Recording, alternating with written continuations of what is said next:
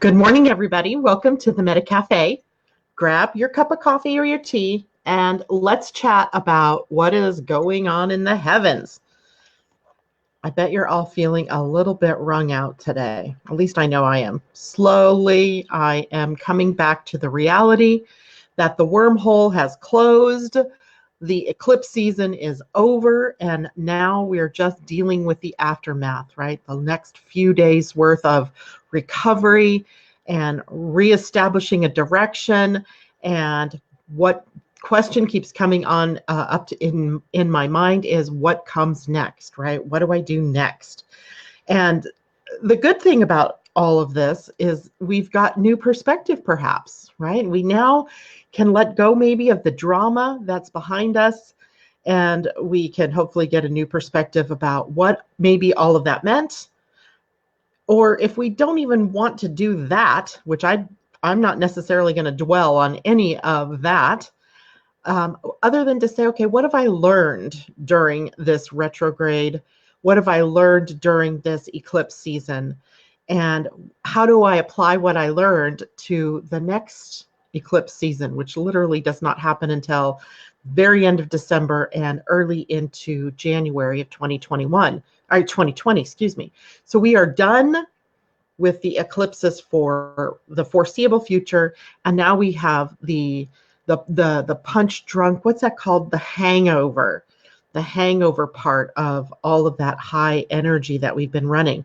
Now, the energy for the week isn't over. We still have some other hurdles to get through, but nothing as big as what we've been seeing over the last week or two. And thankfully, right? Thankfully. So in my mind this morning, I was thinking about fun things that we could talk about this morning. Of course, I figured that out while I was drying my hair, and then I didn't have much time to really go looking for some information on that for you. But we still may do that because what I was thinking about was the planet Venus and how it affects your style, like how you dress, what you dress in, what colors you like to wear, what fabrics you like or don't like, how you wear, accessories, etc. And I didn't get a chance to look up much of that, but we may start talking about it anyway, just because it's fun. So let's say good morning to people who are checking in with us. Good morning, Serena. Nice to see you out there. Oh, in a new Mercury retrograde twist, just before I go on air, the computer, my husband's computer, blares at me. The device that you've just connected via USB isn't working. Well, I didn't connect any devices via USB that should or shouldn't be working because I didn't connect anything. Everything that's connected was already connected. But then I realized the mouse won't work. So even though it's on and should be working, it just won't work. And it is a USB mouse, meaning it's connected with a little wireless dongle, right? You just plug that in and presumably it works, but it isn't working. So how funny is that? Just one more little Mercury thing to annoy the crap out of me. And thus my lessons continue where it comes to technology this week and this month. So what can we say? Good morning to Ashley. It's great to see you out there. Patricia, good to see you this morning. And Vanita. And so I have to actually scroll with the down and up buttons. So it may take me longer to do that. Or you know what I might just do? I'll unplug that. Neat sounds. And let's plug it back in and see what happens. And I saw that there was Heather out there, and I saw, I don't know who else. Oh, now it's working. Look at that. That's all I needed to do. Good morning, Heather Scott. Next steps is a very big question in my mind right now. Indeed, mine too. Thanks for bringing that up. That's what I was thinking about this morning when I was setting up the show, is that, the magic is done, right? If you want to call it magic. The wormhole was sort of this magical place of unreality.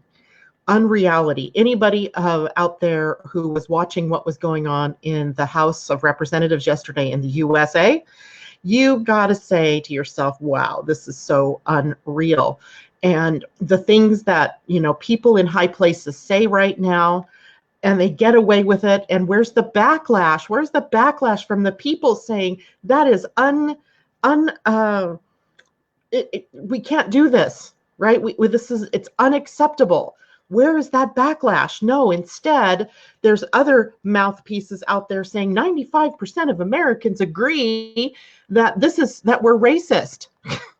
Oh my gosh. So, besides the wormhole energy that's been happening within your own personal life, there's that outer world that to me is just swimming in unreality. And I'm just left shaking my head going, oh my gosh, how did we get here? And how in the heck do we get out of this? So we'll talk a little bit about that too. Suzanne Fulmer, good morning. Go out and come back in. Okay, because Linda, you're seeing a black screen. Yeah, I don't know that it's this computer. I don't know if it's the internet connection. I don't know what it is. Today, everything seems to be moving smoothly at my end, so I'm knocking on wood that it stays that way. Good morning, Debbie Tibbetts Tumiel. Good morning, Colleen and Mimi. It's great to see all of you guys, you girls out there post eclipse. So everybody just give me a clue how you're doing. And tell me what your experiences were. I don't care if it was frustration. I don't care if you're feeling relief. For me, I'm feeling kind of relief, almost like something was cleansed, something was burned away, something was shaken off of me. And yesterday, you guys might have known I was pretty frustrated with the technology. I was barely holding it together while trying to talk to all of you, because it was just insanity to me that this level of thing was happening to me every day this week, it seems like. And I was this close to just jumping off that edge. But today I feel like that edge is a whole lot further away, and that I can embrace almost anything that comes along, just waiting, through it, waiting, W-A-D-I-N-G, waiting through whatever it is that's coming up, and being able to just stand back and be the observer. Early this morning, the moon moved into Aquarius. I say early because for me here on the West Coast, it was 2:19 a.m. For those of you on the West or East Coast, it was 5:19 a.m., still fairly early in the morning. So the energy has shifted anyway, out of the Capricorn duty, responsibility, militant sort of energy into Aquarius's quirkiness, into Aquarius's more inventive and innovative energies. So today we are more capable of thinking outside of the box. Today we are more capable of looking back in and seeing what steps come next. Because here's a time when your genius comes to the surface. And every one of you is a genius. Every one of you in your human design have the gate 43, which connects the ajna, the second center, up to the throat center. And whether it's open or whether it's defined, that's how you personally express it. But you all carry that channel of genius and breakthroughs and that aha epiphany moment. So you all carry that. All we have to do is tap into that and see what it is next that we get to tap into. So today the moon is in an opposition to Mercury in Leo. So that means our Mercury retrograde is being triggered, but it's being triggered by the moon.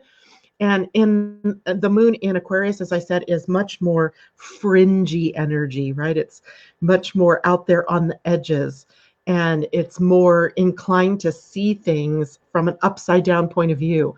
So if we can change the way that we look at things today, if we can change the way that we observe the challenges that we're experiencing, rather than looking for the reasons, which takes us into the mind and then consistently makes us go through the emotional connections of what has happened or what is not happening, such as the case may be.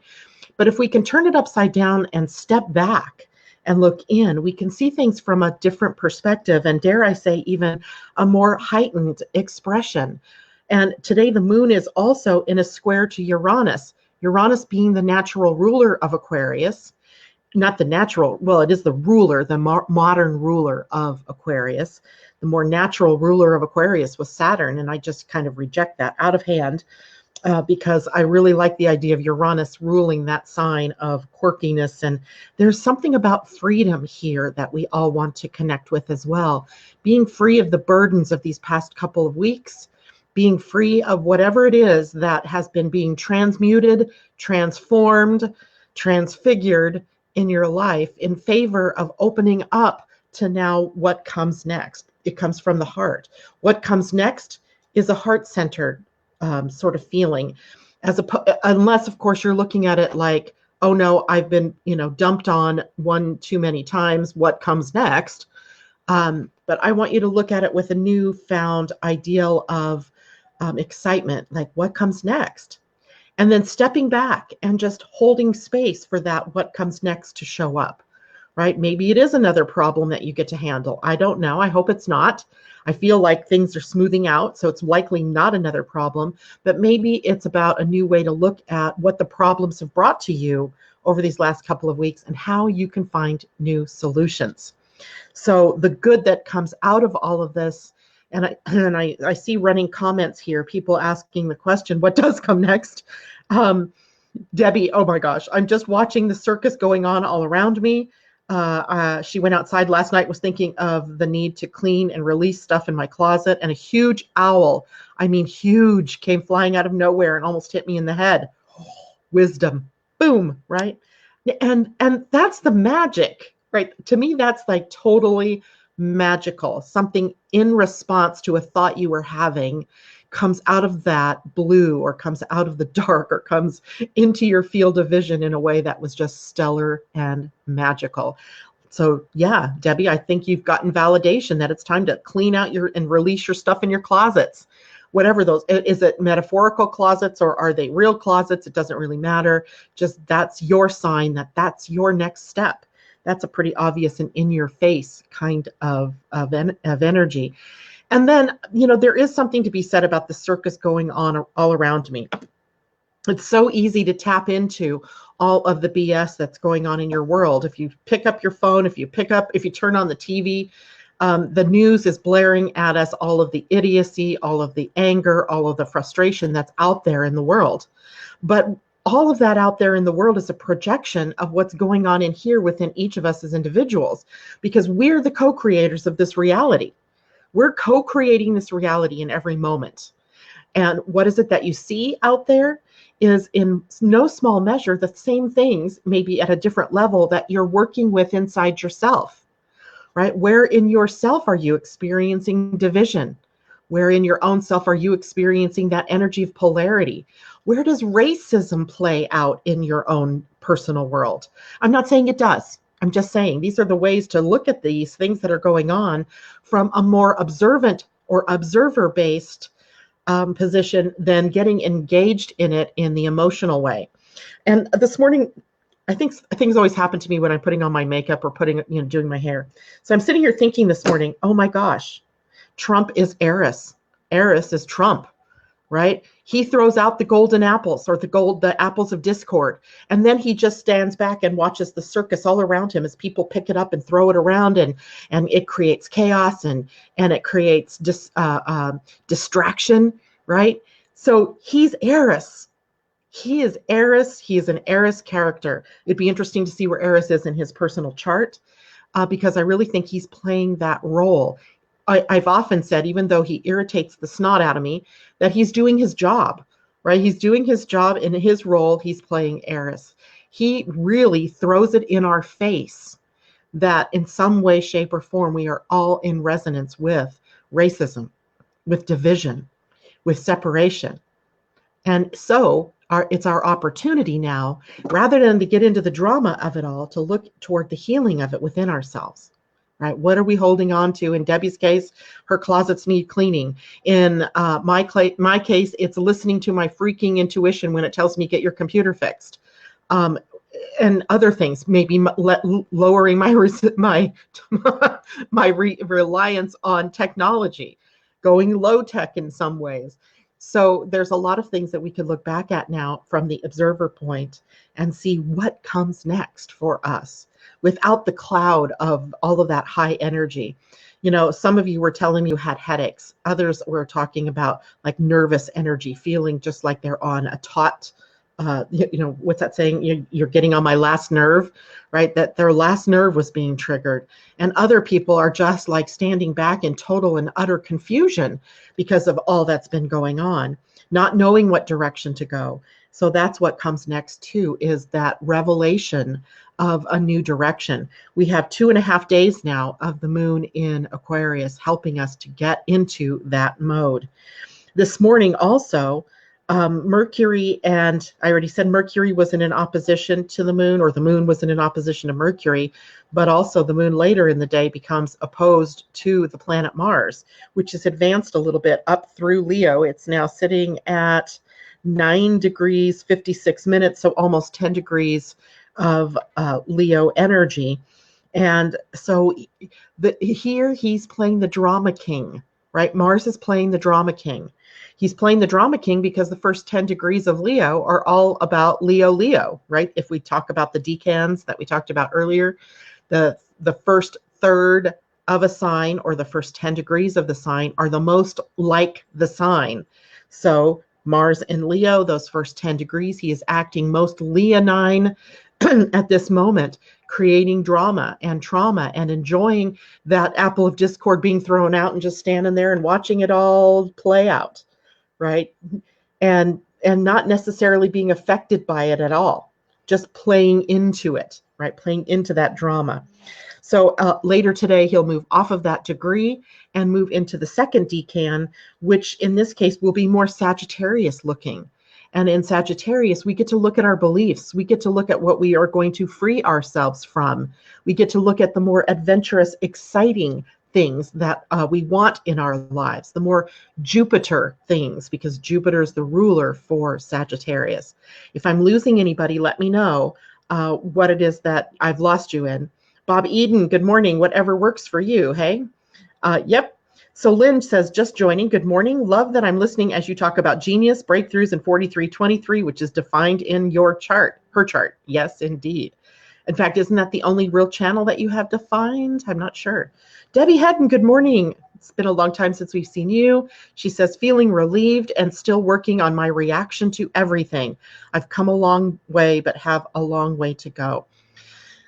That is probably the most honest thing that any of us can say right now, is that we've worked on a lot, but we still have a ways to go. And we have to be okay with that. We have to be okay with the fact that we are humans and we are going through something.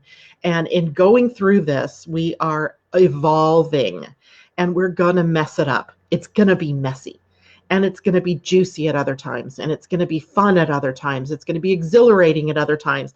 At other times, we are going to feel like the lowest low. That is all a part of this evolutionary cycle that we're in.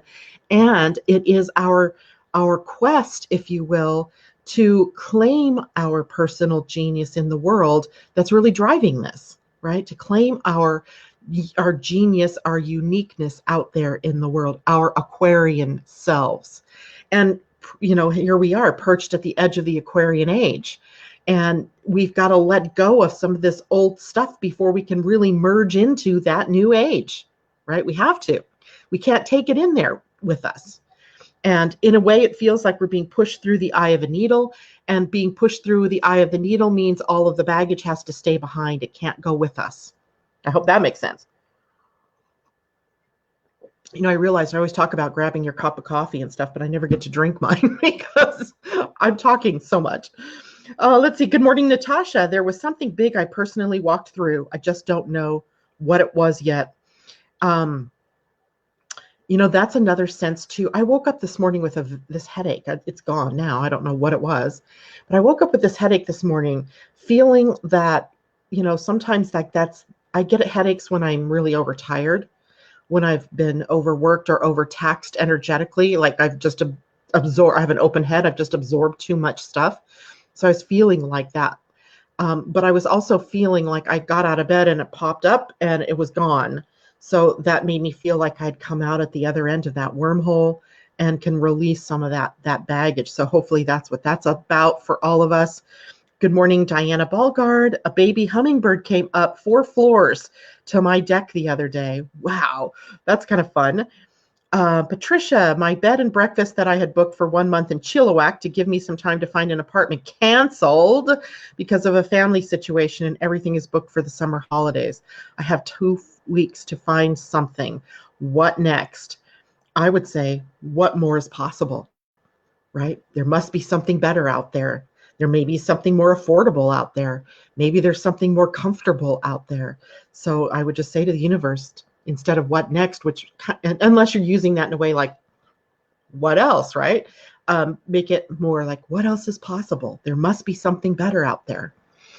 And it was kind of funny because I was booking last night a trip that I'm going to take to visit my son, who lives in San Juan Island in Friday Harbor, which is, as the crow flies, 20 miles from me. But I have to drive 17 miles to get to the ferry terminal. Then I have to take about an hour to an hour and a half, depending on how many stops it makes, ferry to get there to see him. So it's like taking a long trip. And I was making the reservation, and I really just wanted to stay one night. But because it's summertime, you have to spend 2 nights, right? They get you. They want you to stay longer. So I'm going to stay longer. But that's okay because that's, his birthday and I wanted to be there. But I know what they it's tough when it's summertime and people are vacationing and you're kind of, at their mercy. Colleen, good morning to you. She says, I always expect the worst during eclipse season, but these have been amazing. My business exploded, which I didn't think it could, and the accolades. I was triggered by the Libras in my family, but it has passed. I will deal with their stupid crap. Overall, it's been great. And I would just say that their stupid crap is your crap. And what does that mean for you? Not that you have to take it on, but just have, observe what is it about that really annoys you? Is it the indecisive nature of Libras? Is it the waffling, right? The going back and forth, weighing everything too long before they can come down on one side or the other, changing their minds or things like that. So just to be able to look at that and see why that would have been so annoying to you. Lynn, perfect conversation as we, my soul family and me, are at a hotel since a pipe broke and flooded the house and did quite a bit of damage, but not getting upset, just moving forward with next action, but also being flexible and willing to surrender. You guys, you got it, right? You got it, surrendering. 4323 and 1858 are the only 2 channels to find. Okay, awesome, which we've had this conversation. Lisa, I live in a tourist area, Monterey. Oh, I bet that's fun. Suzanne, the universe makes you uncomfortable so that you can find your comfort. Pretty much. Lisa, you're very welcome. So it behooves all of us then to sit back and think about, what did we learn during this time? What did we let go of? What are we willing to let go of now? What do we not want to take with us moving forward? How do we prepare ourselves for the inevitable next series of eclipses? They come, right? They come. And there are echoes of this eclipse, by the way. The eclipses, like I told you in the very beginning, they don't happen in a vacuum. They're not just events that happen and then they're gone. They have repeat sequences. At times, it might be when the moon moves across 24 degrees Capricorn next time. It might be in rhythmic, like every 2 months or 3 months, that there's some new iteration of what you discovered about your life at this time. And each one should get easier, right? Each one, especially if you were experiencing the more volatile aspects of the eclipse, the taking away from something from you in your life, the explosions or the dramas of the eclipse season. And yet the next ones may not be quite so dramatic, right? It could just be the next level. And maybe you recognize it immediately as what it means for you and what it is you can do about it, or if there's anything you should do about it, or if it's just an observer kind of thing, right? We have learned a lot about ourselves here.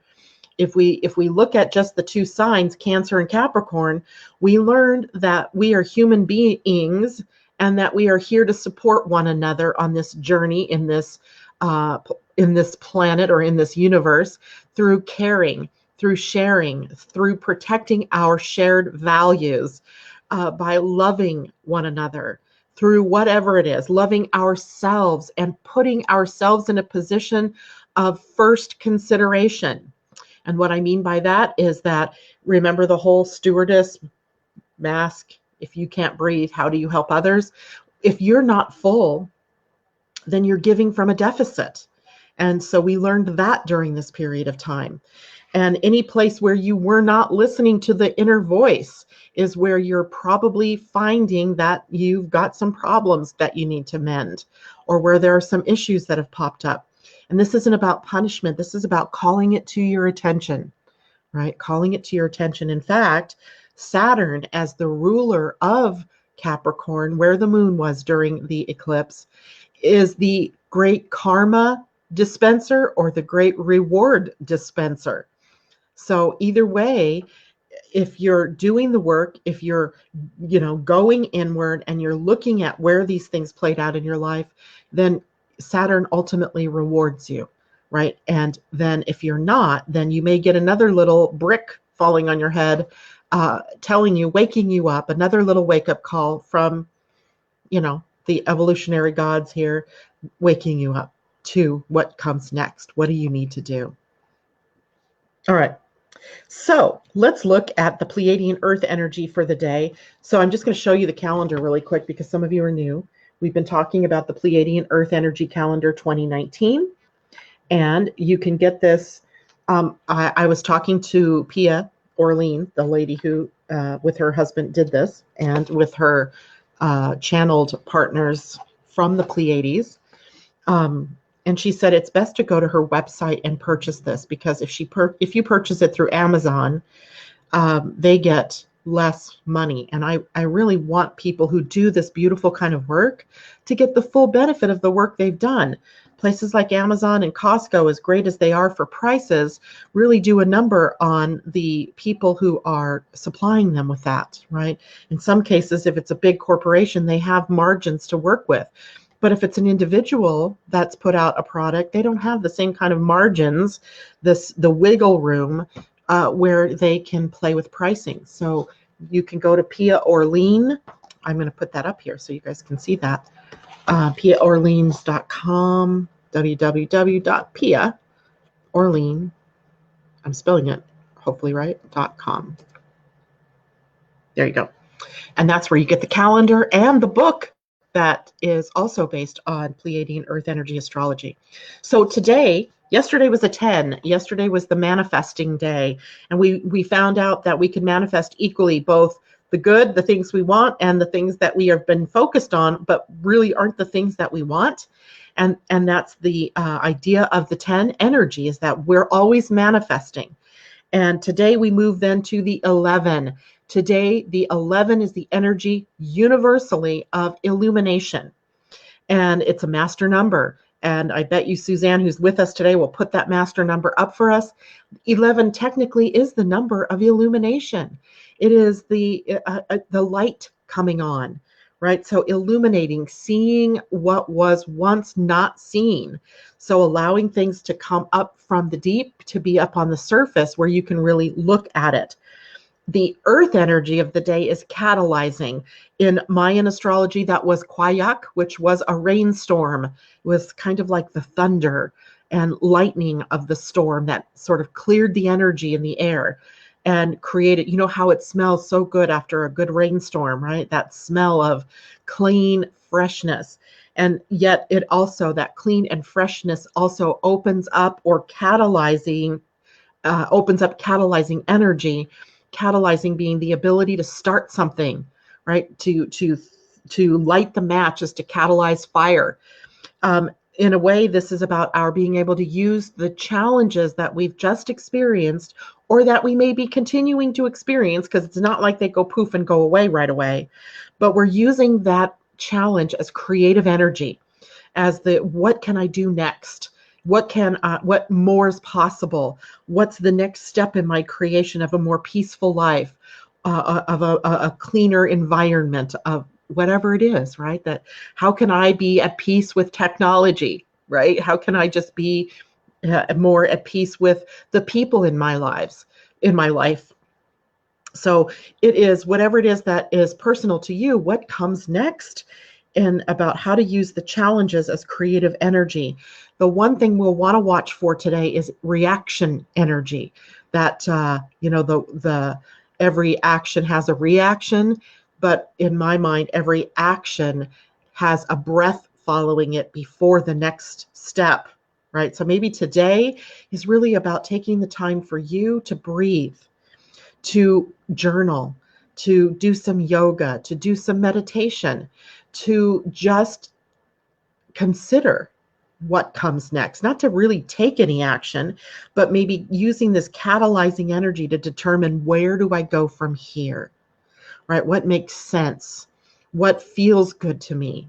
What is my intuition telling me? Neptune is in retrograde. We are all more intuitive. We just have to learn to trust that intuition a little more than what we've been trusting it.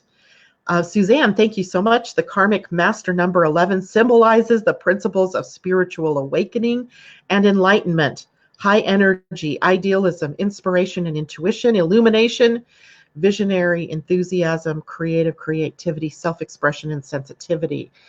And that, sensitivity, I'm glad that that word was part of that, because Uranus is the ruler of the sign Aquarius, where the moon is today, and where the moon is sitting in an opposition first to Mercury and then to Mars.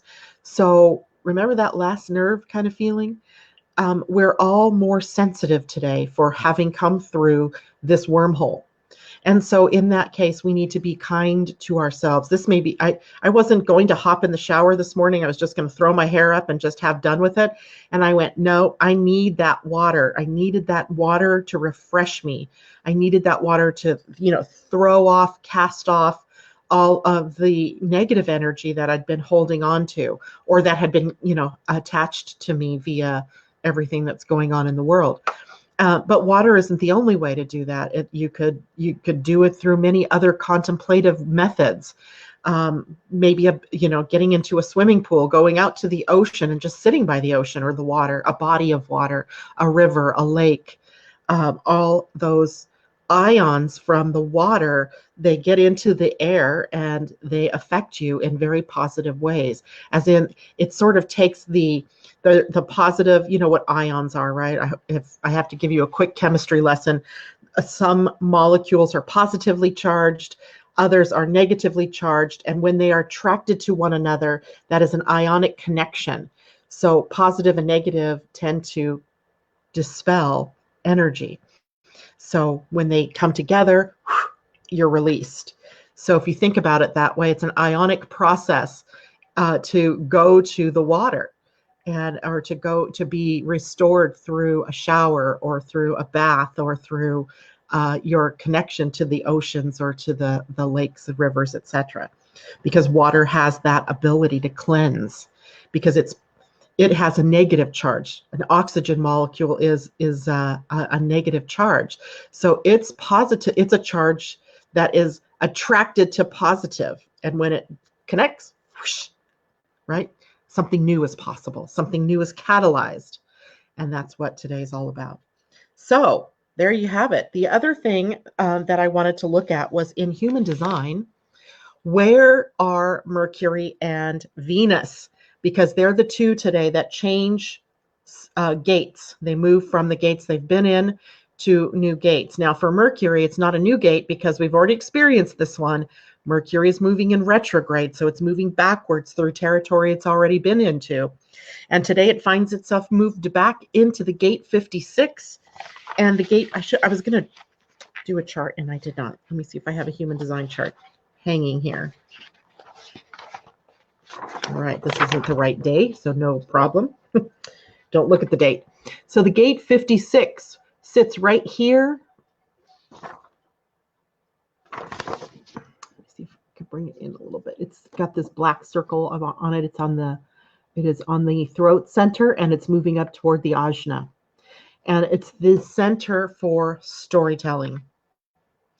In it is all of the stories of our humanity, all of the stories of our trials and tribulations and our triumphs and our celebrations, right? It's very much kind of looking backwards in that it tells the story of humanity.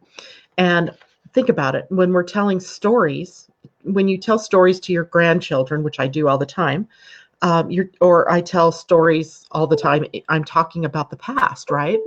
I'm sharing something of an experience from the past.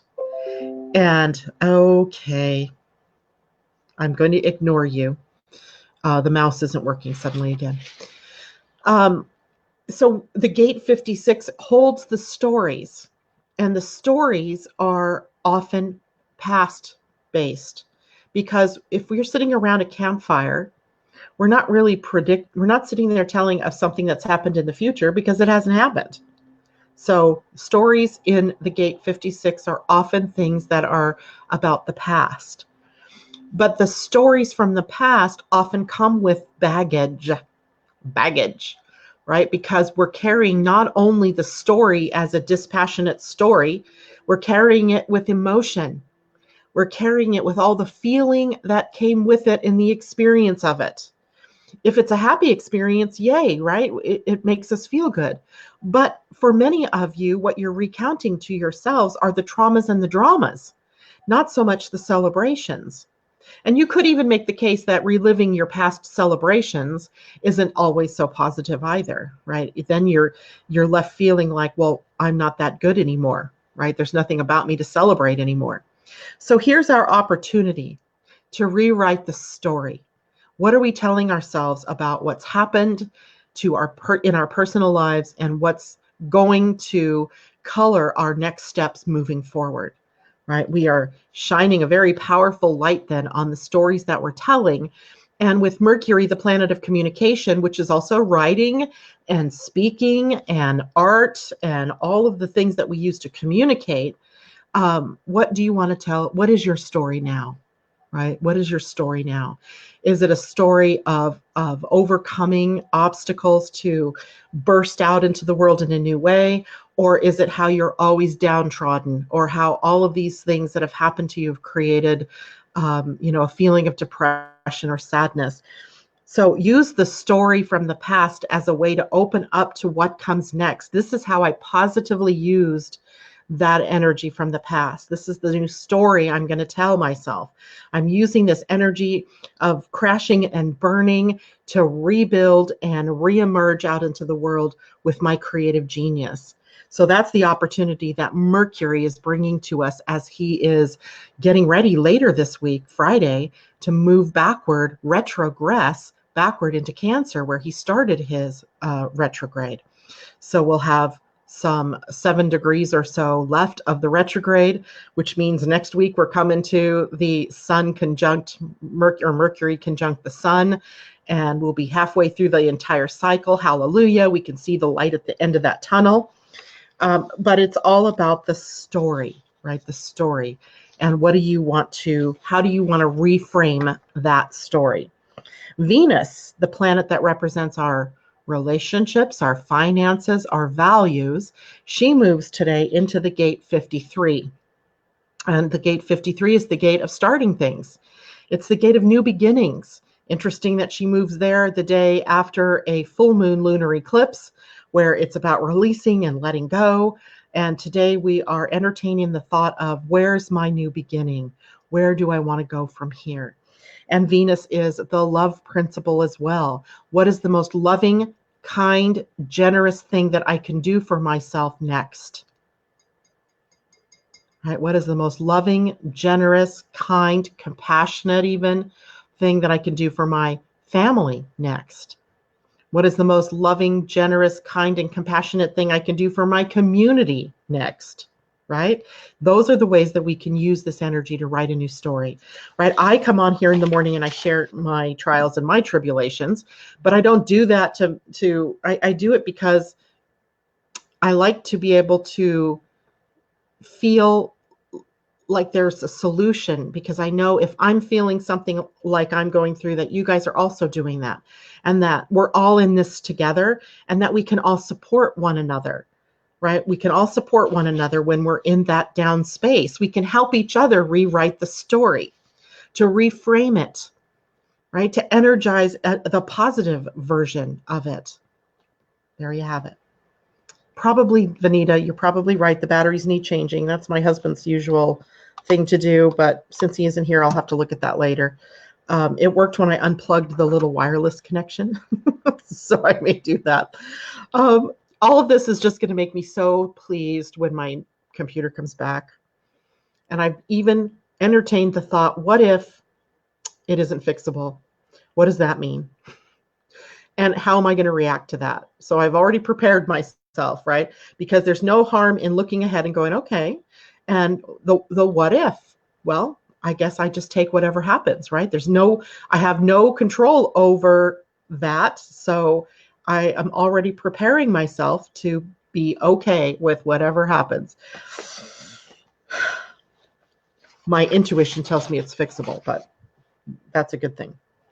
So Venus at 53 is giving us an opening to start a new way of being, a new way of living from our values. It may be very obvious, from the outer world, that the world is strayed from our common core values, our values of love, of brotherhood, sisterhood, of protection, of caring, and of ignoring this crazy language that's going on, the crazy way people are interacting with one another. But that's not who we are, right? It's a phase we're going through. It's a phase we're going through, and this too shall pass. I'm certain of it, because somewhere, someday, we're going to wake up and we're going to go, that isn't who we are. That isn't who I want to be. I wouldn't treat my best friend like that. So why would I treat other people that way? Why would I treat myself that way? So we are in the process of a lot of growing up. And so before, you've heard me talk about at the end of the Mayan calendar, it was Johann Kalaman who said that what he saw about the end of the Mayan calendar wasn't that the end of the world or anything like that. He felt like it was like the time of the puppet strings being cut. But what he meant by that is that for the past umpteen billion years, the earth and all of its inhabitants were in a planned evolutionary state. So at the point that the Mayan calendar ended, everything that we needed to learn, all the tools that we needed to develop to become a success as a species, to become a success as a planetary inhabitant, a global plus planetary plus universal inhabitant, we had been given, right? We had evolved toward. And it's like the 18-year-old, right? You send your kid off to college at 18, and you've given them everything that you could possibly give them at that point in time, right? You've taught them right from wrong. You've taught them how to be self-sufficient. You've taught them how to be good people, presumably, right? And they go off to college. Now the puppet strings are cut, and they flounder for a bit, right? They flounder with all that newfound freedom. They flounder. They maybe stay out too late. They go to parties, and they have to become responsible adults now. And so there isn't a mom and dad that are behind them saying, "Did you do your homework? Did you get your project turned in?" The things that we do as parents with our kids, we're not there now as they fly off and move out of the nest, and they flounder for a bit. And that's where we are as humanity. We're floundering. We're floundering with that freedom now, right? What would happen if I just start calling people, calling out people and calling them non-citizens? What would happen if I did that? What would happen if I just went out there and said the most audacious things? What would happen if I just decide to flaunt the rules? Exploration, right? Exploration. And we will move through this period of time. I don't know how long it takes. How long does it take your 18-year-old to get back on their feet? I don't know. It could take a week. It could take a month. It could take a whole semester.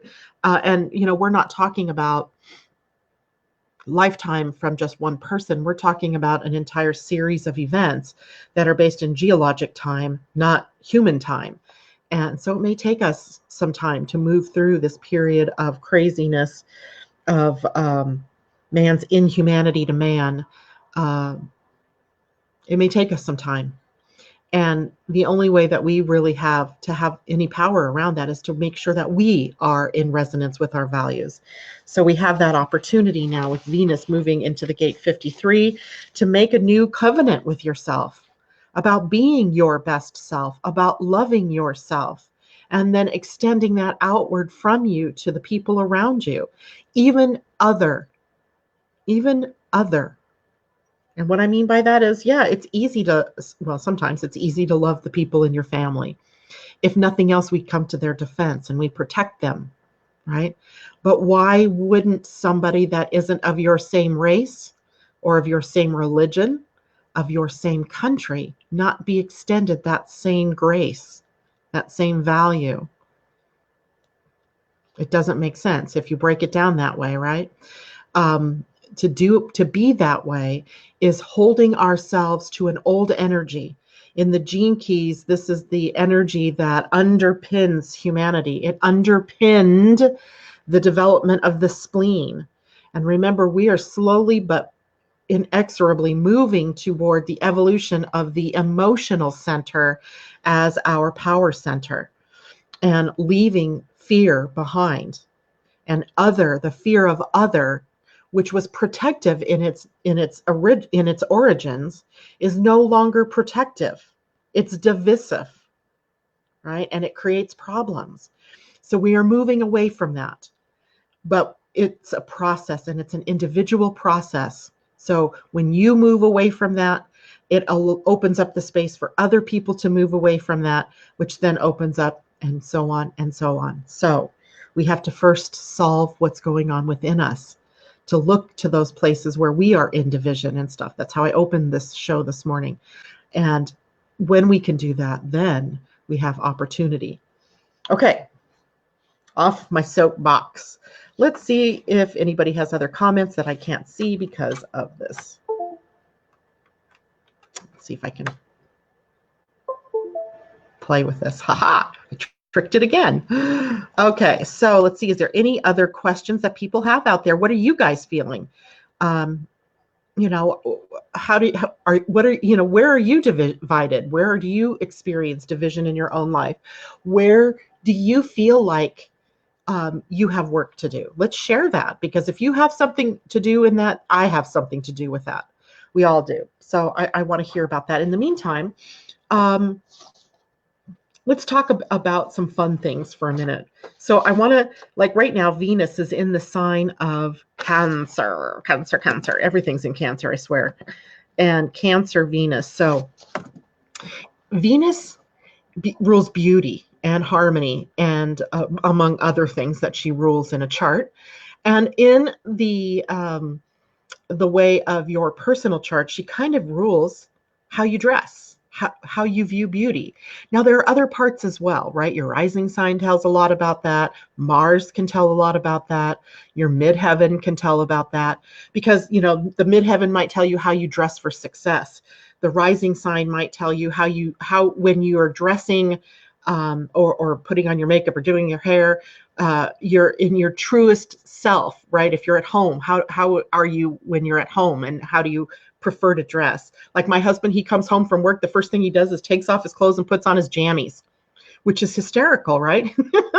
But his rising sign is Libra, and Libra is all about the comfort, right? There's the comfort in the comfort factor.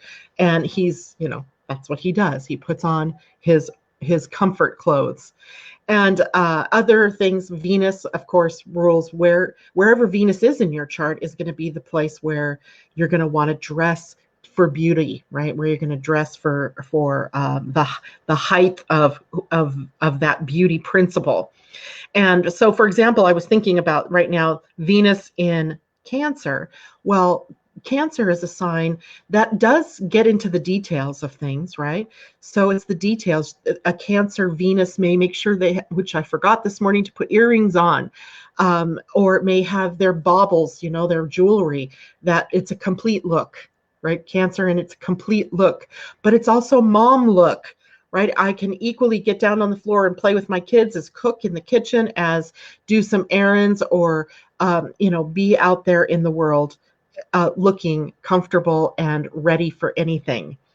Let's say a Venus in Taurus. I have Venus in Taurus, and I'll tell you what I dress for is comfort. I cannot stand tight clothes. There are some fabrics I cannot stand, and I want to feel good in whatever I wear. And that means it might be what do you call those things? Like stretchy, elastic, spandex. Spandex? What the hell is that stuff called? Yeah, that stretches so that no matter what I'm doing, if I'm sitting still or if I'm moving, that it moves with me. But I also love color. There's that whole idea of color and brightness, and dressing beautiful to me isn't so much about what I look like. It's about how I feel in what I wear. That's important. So wherever, if you guys happen to know where your Venus is, take a look at that. Your rising sign also telling a lot about your personality. Mars telling about how it is that you dress for to be sexy or to be seen out in the outer world. And the midheaven, how do you dress for business? Right? What makes you feel good to dress? How would you dress for business if your midheaven is in Aries, let's say, or if your midheaven is in Scorpio, etc. Right? So there's a lot of fun things that we can do with that. So I'm thinking that one day we'll take a look at that. I don't have people's charts with me today to be able to show that. So maybe next week we'll do that for fun, or maybe we'll do it Friday. Tomorrow's Thursday. Friday, we'll do it Friday morning. So if you're interested in knowing where your beauty spots are in your chart, email me at livingastrology111@gmail.com, and we'll look at people's charts and see where that's going on for them. livingastrology111@gmail.com. There we go. Good morning, Willa. It's good to see you. And in the meantime, I love that about astrology. Isn't that cool, right? We can look at fun things in astrology. We can see something in the story besides, the traumas, the dramas, the events, the the trials, the tribulations, the challenges. We can see something fun and playful. And how does a Leo dress versus how does a Capricorn dress, right? And you could almost taste that. You could almost taste how that would be different, right? Leo dressing for big, right? They want to be seen, so they're flashy. Capricorn, no, much more. Let's dress for business, sleek suits and maybe tailored look, crisp white collar, or that feeling of I look like I'm dressed for success kind of thing. So it would be fun.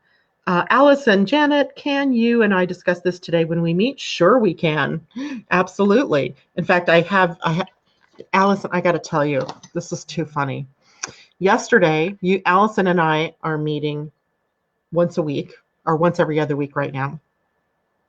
And yesterday, she was stuck in traffic or something was going on. She wasn't going to be able to make it. And I was feeling wrung out. And I just said, can we meet tomorrow because I'm done with technology today? And she said, yes.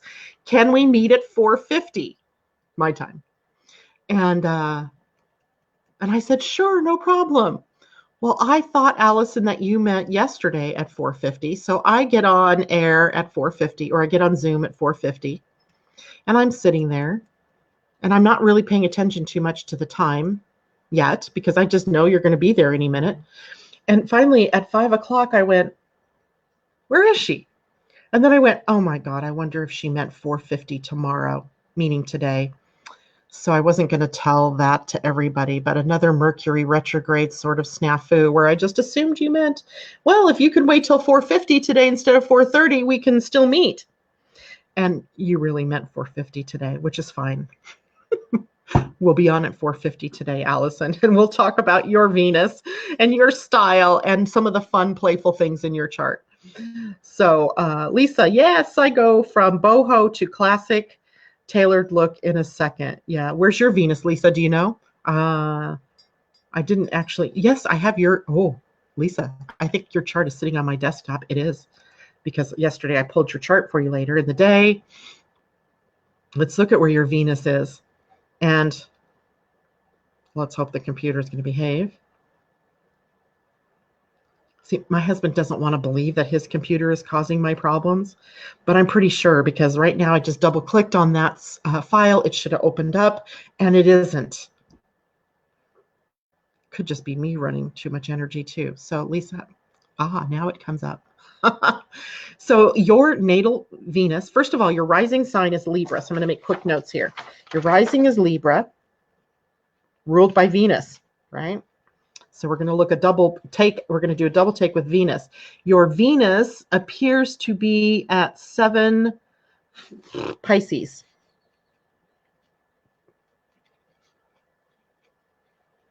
And your Mars is in Virgo. Ooh, Mars in Virgo. And your midheaven is in Cancer. Midheaven, Cancer.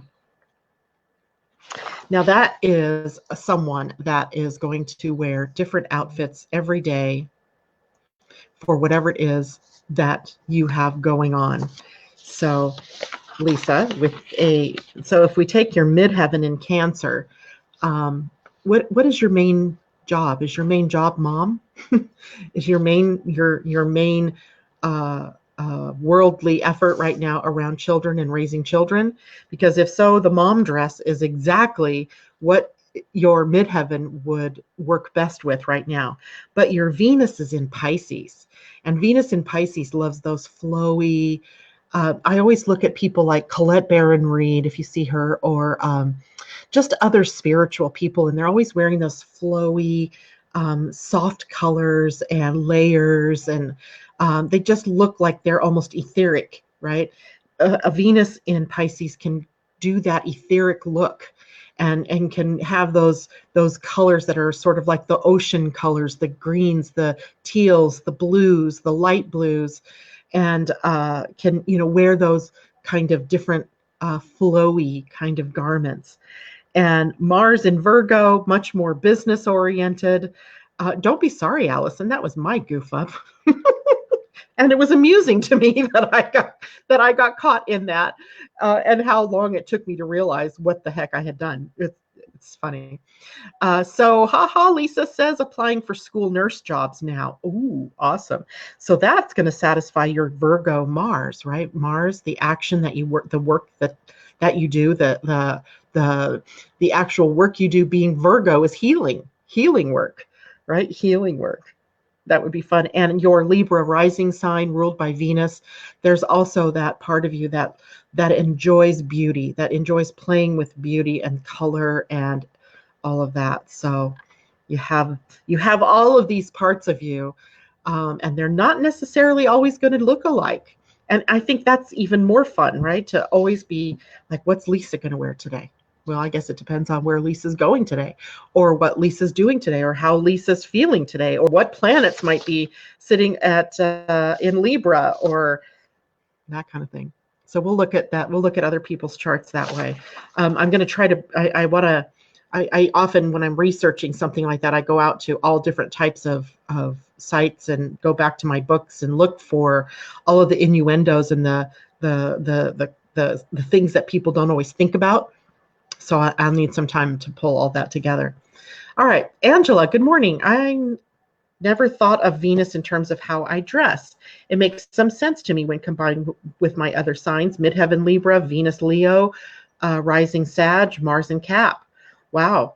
So there's a lot of beauty interest there for you in how you are dressing.